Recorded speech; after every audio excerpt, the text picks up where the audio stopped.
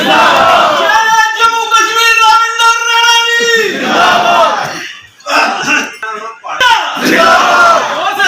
पहाड़ी कबीला मुस्लिम सिख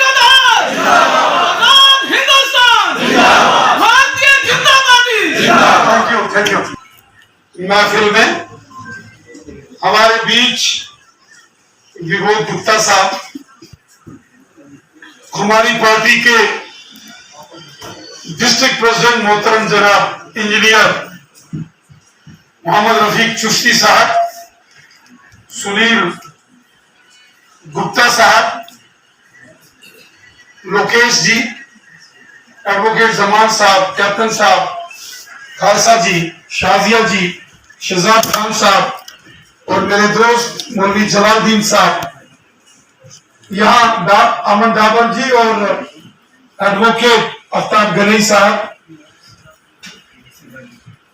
जी। और बड़ी देर के बाद आज नदी और अपना नजरुद्दीन दाद साहब नजर आए हैं। मैं उनको खुशामदीद कहता हूँ। हमारे में बड़ी देर के हैं, हमने इनके घरों में खाना खाया जनाब, घरों में। और हमारे राजेश जी जो जनरल सेक्रेटरी है, यहाँ बड़ी तारीफ, एक पीर साहब हैं जिन्होंने जबरदस्त अभी यहाँ तकरीर की है। और यहाँ नौजवानों का एक बड़ा काफिला बैठा है, हमारे मंडल के प्रेसिडेंट बैठे हैं, पार्टी के तमाम जितने सीनियर लीडर यहाँ बैठे हैं। एक सलमा शेख जी हैं, सुरनकोट से हैं, बीजेपी में ये महिला मोर्चा में स्टेट की स्पोक्स पर्सन है। और जितने भी तमाम हजरात यहाँ बैठे हैं, आप सबको दर्जा ब दर्जा आदाब, नमस्कार, सत श्री अकाल। साथियों, बड़े सारे साथियों ने आज यहाँ अपनी बातें रखी। हमारे मुल्क के वजीर दाखिला होम मिनिस्टर जनाब अमित शाह साहब, जिनकी रैली रजौरी में रखी गई थी और डेट 1 अक्टूबर फिक्स हुई थी, लेकिन मैं जब सुरनकोट में इस रैली की तैयारियों के सिलसिले में वहां सभी रिस्पेक्टेबल सिटीजन्स के साथ बात कर रहा था, उसी वक्त मुझे यह जानकारी लगी कि जापान के प्राइम मिनिस्टर थे शिंजो आबे साहब, पिछले दिनों उनकी डेथ हो गई। और उनकी आखिरी जो रसूमात है उसमें हिस्सा लेने के लिए हमारे मुल्क के जनाब प्राइम मिनिस्टर मोदी साहब वो गए हैं। इसलिए जब मुल्क का प्राइम मिनिस्टर मुल्क से बाहर हो तो यकीनन मुल्क में नंबर 2 की हैसियत रखने वाले वजीर को नेशनल कैपिटल में ही रहना होता है। इसलिए जनाब अमित शाह साहब की 1 अक्टूबर को रजौरी में होने वाली रैली अब 4 अक्टूबर मंगलवार के दिन तय हुई है और बारामूला में ये रैली अब 5 अक्टूबर को होगी। ऐसी डिटेल मेरे को दिल्ली से आई है जब मैं सुरनकोट में बैठा, और हमारे यहाँ के मीडिया के लोगों ने इसको चलाया भी है और इसकी सारी जानकारी आपको यहाँ जेएंडके में और नेशनल मीडिया में भी आई। साथियों, अमित शाह साहब के रजौरी पुंछ के इस दौरे की क्या अहमियत है, ये हम सब जानते। अक्सर एक आवाज उठती है कि रजौरी पुंछ को दरकिनार कर दिया गया, डिस्क्रिमिनेशन हो गई, इनजस्टिस हो गया। और यहां के लोगों का भला होना चाहिए। और हमने बार बार कोशिश की,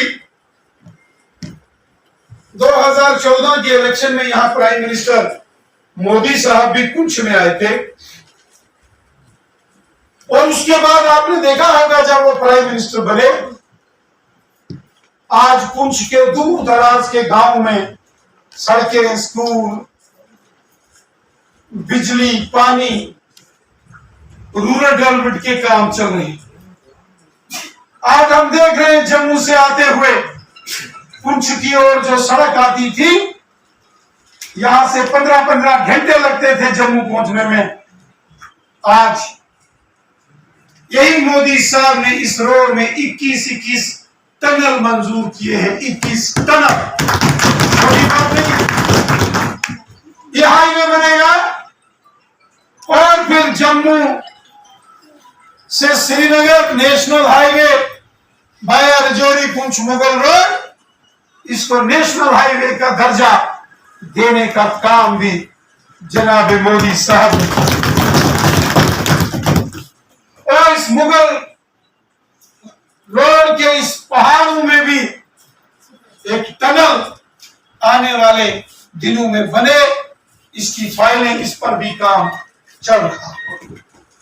मेरे साथियों, दोस्तों,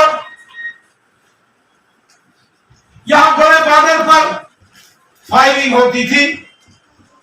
मोहतरम चिश्ती साहब एक डेलीगेशन लेके, नजरुद्दीन डार साहब भी को उस दिन आपके साथ थे, जनाब लेफ्टिनेंट गवर्नर मुर्मू साहब से आप मिले थे।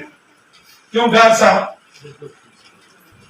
और जब लेफ्टिनेंट गवर्नर मुर्मू साहब से मिले तो मोहतरम चिश्ती साहब ने इसका जिक्र किया कि बॉर्डर की यहां एक छोटे बच्चे की कहीं डेथ हो गई थी बाड़ी चेचिया में, और मैं गया था उस गोलाबारी में। पहुंचा वहां, उस घर में गया तो मुझे बड़ी तकलीफ हुई, और ऊपर गया तो एक बच्चे की मां दुनिया से चल गई।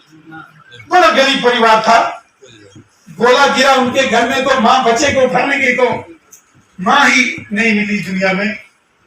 वो सारी दास्तां जनाब मोहतरम चिश्ती साहब ने और नजरुद्दीन डार साहब ने उस वक्त के लेफ्टिनेंट गवर्नर जनाब जीसी मुर्मू साहब को सुनाई, और फिर उन्होंने इसका ऐलान किया कि वो गरीब आदमी हैं, इलाज के पैसे नहीं थे। चिश्ती साहब हमारे बड़े दानी सज्जन हैं, उसके लोग वैसे भी बड़े दानी हैं। इन्होंने अपने से जितने लोगों का वहां इलाज हो सकता था करवाया, और इन्होंने एक बात कही मुर्मू साहब को, एक तो बंकर सारे बनने चाहिए बॉर्डर पर, और दूसरा ये जो हेल्थ कार्ड है, गोल्डन कार्ड, ये सबका बनना चाहिए। ये गरीब बहुत सारे ऐसे हैं जिनका गोल्डन कार्ड नहीं। उसी वक्त मुर्मू साहब ने ये फैसला लिया, और आज वो गोल्डन कार्ड जिससे 5-5 लाख रुपए का इलाज एक साल में एक आदमी करा सकता है, और बात देखो मैं हर एक के पास, और मुझे भी सहूलियत दी गई है, और जमान साहब के पास बनाया। जमान साहब ने भी बनाया। ये मोदी सरकार है जिसको कहते हैं सबका साथ, सबका विकास, सबका विश्वास। मुझे आज बड़ी खुशी हो रही है कि आज की इस महफिल में बड़े बड़े हमारे जो इस महफिल की रौनक बढ़ा रहे हैं, हमारे जो मौलाना इमाम साहिबान,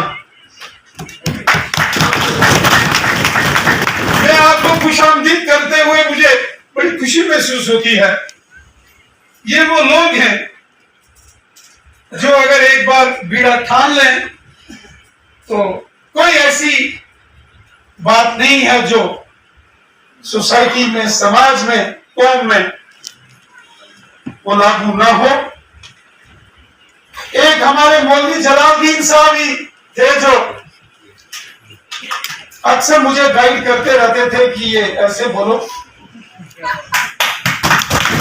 और एक बार मैं तकरीर कर रहा था, कुछ बोला तो थोड़ा आगे वाला अल्फाज पीछे तो पीछे का आगे हो गया, तो मेरा बड़ा कसूर मेरा नहीं है ये। बोले जी वो कैसे? तो मैंने कहा जो इन्होंने जिम्मा लिया था, मैं आपका उस्ताद हूं, तो अगर ताजम गलत करेगा तो बस उस्ताद नहीं। खैर इन्होंने अच्छे से हमें गाइड किया और वतन व वतन इनके द्वारा बताई गई बातों का हम जिक्र मीडिया सोशल मीडिया में करते रहते हैं।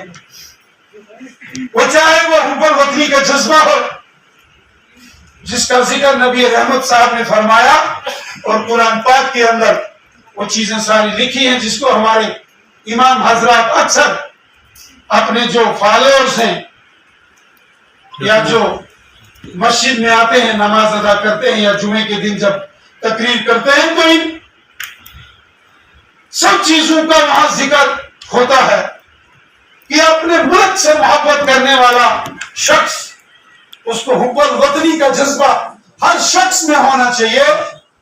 अपने मुल्क से प्यार, अपने देश से प्यार होना चाहिए। ये फरमान है नबी रहमत साहब का और कुरान पाक, ये फरमान है गीता का और ये फरमान है गुरु ग्रंथ साहब। इसलिए अल्लामा इकबाल ने कहा था, मजहब नहीं सिखाता आपस में बैर रखना, हिंदी है हम वतन है हिंदुस्तान। हमारे मुल्क की जंग आजादी का जब दौर था, अंग्रेजों ने जब यहाँ बड़े जुल्म सितम ढाए, हमें गुलाम बना के रखा था, उस दौर में कौन लोग थे जो खड़े हो गए? अगर अमर शहीद चंद्रशेखर आजाद साहब, भगत सिंह, सुखदेव, राजगुरु, झांसी की रानी लाला लाजपत राय साहब जैसे लोग थे, तो बहादुर शाह जफर और अश्वत्थ गिरा तो हिंदुस्तान आजाद। ये हिंदुस्तान अगर अटल बिहारी वाजपेयी साहब का हिंदुस्तान है तो ये हिंदुस्तान आजानी डॉक्टर एपीजे अब्दुल कलाम साहब का भी उतना ही। और इसलिए हमारे मुल्क के जनाब मोहतरम प्राइम मिनिस्टर मोदी साहब जब भी बात करते हैं क्या विकास, सबका विश्वास, देखो विकास भी हो जाता है सबका। हाईवे बन रहा है, सभी चलेंगे, बिजली, पानी, स्कूल, सड़क, हॉस्पिटल, वो कार्ड सबको मिलेंगे, सब उसका इस्तेमाल कर रहे हैं। सभी मिलके इस महफिल में भी बैठे हैं। लेकिन ये जो मोदी साहब के अल्फाज हैं, सबका साथ, सबका विकास, और ये जो तीसरा अल्फाज है सबका विश्वास, एतमाद, ट्रस्ट, ये सबसे जरूरी मैं समझता हूं।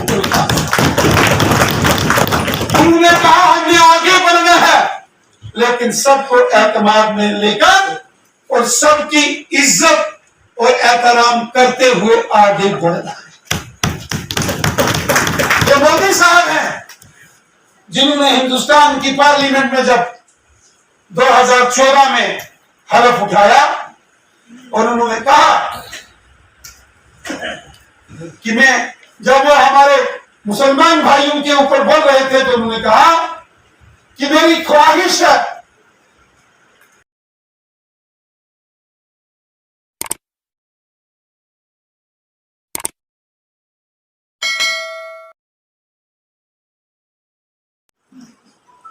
जब मोदी सरकार आई, सबसे बड़ा तारीखी फैसला मोदी साहब ने किया, जो गुज्जर और बकरवाल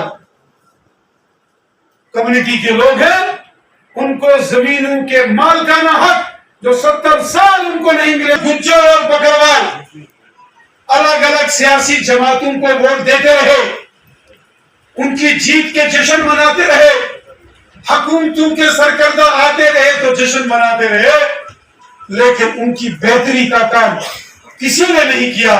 अगर किया तो जनाब मोहतरम प्राइम मिनिस्टर नरेंद्र मोदी साहब ने किया।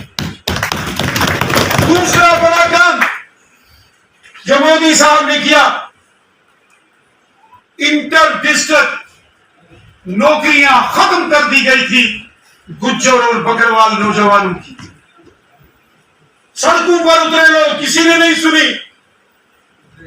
उस जमाने में हमने भी एजुकेशन छेड़ी थी कि ये इंटर डिस्ट्रिक्ट, ये जो नौकरियां खत्म की हैं 2010 के हुक्मरानों ने, उसके खिलाफ हमने यहां एक मुहिम छेड़ी थी। आखिरी के पुंछ के बहुत ही मायनाज शख्सियत के मालिक थे आजानी मोहम्मद शरीफ नोमानी साहब। आजानी मोहम्मद शरीफ नोमानी साहब के घर में मीटिंगें होती थी। वो झोला लेके मैं रात को उन्हीं के घर में रहता था और हमने एक तारीख शुरू की कि गुज्जर बकरवाल कौम के जो बच्चे जिनको जमा कर दिया गया, इंटर डिस्ट्रिक्ट का काला कानून लाया और नौकरियां खत्म, ये ठीक नहीं। सड़कों पर उतरे लोग, किसी ने नहीं सुनी। जब मोदी सरकार आई और वो काला, और यहां गवर्नर रूल लगा, वो काला कानून जो गुज्जर बकरवाल बच्चों के गले जमा हो रहे थे जिस कानून से, उसको खत्म करने का काम मोदी साहब ने किया। और आज गुज्जर बकरवाल कम्युनिटी के बच्चे वापस नौकरियां कर रहे हैं। तीसरा बड़ा कानून, पॉलिटिकल रिजर्वेशन। पंचायतों में पंच, सरपंच, डीडीसी, बीडीसी और आने वाले दिनों में एमएलए में भी जो सियासी रिजर्वेशन है, पॉलिटिकल रिजर्वेशन, पूरे हिंदुस्तान में पिछले 30-40 सालों से है। लेकिन यहां की हुकूमतों ने, कांग्रेस ने यह कानून यहां लागू नहीं होने दिया और गुज्जर बकरवालों को उनके हकों से महरूम रखा। आज जब यहां गवर्नर रूल लगा तो मोदी साहब ने फैसला किया और गुज्जर बकरवाल कम्युनिटी के लोगों को पॉलिटिकल रिजर्वेशन दी। आज हमारी बहन जो पुंछ की डीडीसी की, यहां की जो चेयरपर्सन है ताजीम अख्तर साहिबा, और मेरे डिस्ट्रिक्ट रजौरी के जो चेयरमैन है एडवोकेट नसीम लियाकत साहब, और अनंतनाग के डीडीसी के चेयरपर्सन है जनाब गोरसी साहब, ये तीनों गुज्जर बकरवाल कम्युनिटी से हैं। ये अगर 3 चेयरमैन बने हैं, इसका क्रेडिट नरेंद्र मोदी साहब को जाता है। इन तीनों में से 2 नेशनल कॉन्फ्रेंस के हैं, जो रजौरी में है वो एनसी के हैं, और जो अनंतनाग के हैं वो भी नेशनल कॉन्फ्रेंस के हैं। यहां की हमारी बहन इंडिपेंडेंट है, कोई बीजेपी से वाबस्ता नहीं है, लेकिन बने इसलिए है कि कानून मोदी साहब ने ये सहूलियत दी। पिछले